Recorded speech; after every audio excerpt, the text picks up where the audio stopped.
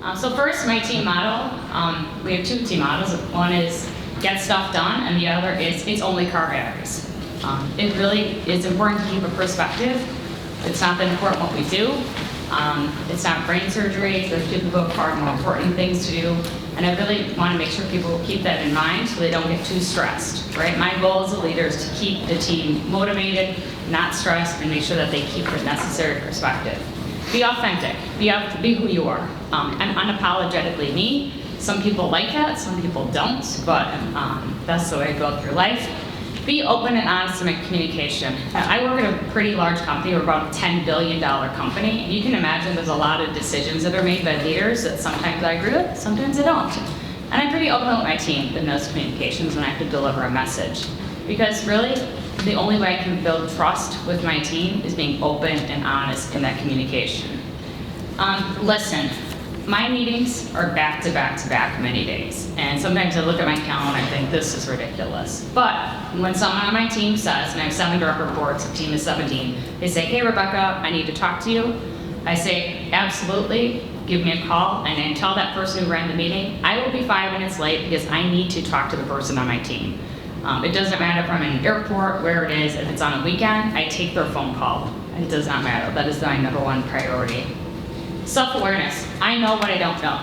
Okay, marketing is my background, and sometimes it's very technical things. I've got fantastic people on my team. I'm the first to say, I don't know, but you know who does know? Troy. Troy's amazing. Troy actually graduated from MSO8. He's on my team. He's awesome. And so that is, as a leader, sometimes with leaders, you can tell they're just making it up, or they're not humble enough to say, I don't know. And I'm the first to recognize what I don't know and really rely on experts on my team. So this is one thing I'm really big on, is creating what we call like a psychological safe space for sharing. So making an environment where my team and organization run, you feel safe to speak up.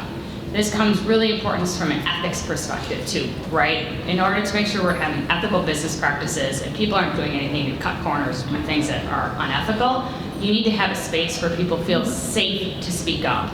And that comes with the open and honest communication. It's being transparent, it's being authentic and genuine, it's creating this psychological safe space. Empathy. I know my team. I know their spouses' names, I know their kids, I know their dogs, I know where they live. I know everything about them, and I think that is a really important thing, is to know what they're going through. Last year was the hardest year for my team.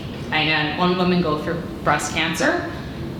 Many surgeries for that. I had another woman on my team, lost her husband. He had a 1-year battle with a brain tumor. I had another one lose a parent. And so if I take a look at all my team went through, it was knowing what they were going through, meet them where they are, and a lot, right, as they go back to being humble. Taking on work and doing things that wasn't my job, but for us, again, it's only selling carburetors. Your family is #1, your spouse is #1, your kids, your community. That's really what's important. And then lastly, being an advocate for my team. So I'm in the room, I have a lot of guidance, and I'm able to speak up where they want to go in their career path. Another one, I learned from having a bad boss, quite honestly, is making sure they get the opportunities to present, right? I get the privilege of speaking at a lot of events, doing a lot of things, and I step back and say, I don't want to do that. Hey, Matt, you're going to go do this. Craig, you're going to go do this. Michelle, you're going to do this. And they say, hey, Rebecca, you're going to be there. Do you want to get up and speak too? No, they're going to get up there, right?